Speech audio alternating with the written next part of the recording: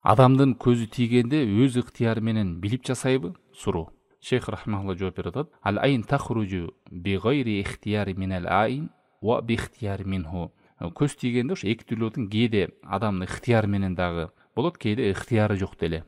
Эмнеге? Ан юсабал инсану би нафсин хабита. Дээрлик ошол адам көрө албас жаман ой менен ичи тарыганда ошол көзүнөн уу чыгат, көрө албастыктын уусу чыгат. Фаяхруджу мин хади нафс хабита мамлуа хасадан.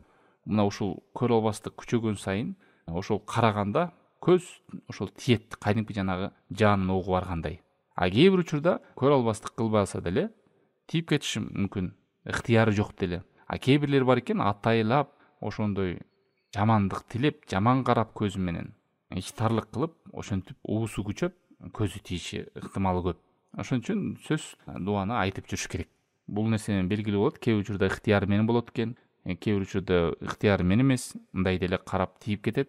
Кээ бир адамдар билет өзүнүн көзү бар экен да, субханалла. Мурунку доорлордо болгон, ошо көзү бар билген адамдарды керек болсо убактылуу камоочу жерлерге да койгон да. Өтө назар салып да караган эмес. Бул баары Алла Тааланын буйругу менен албетте, бирок биз сактанууга буйрулганбыз.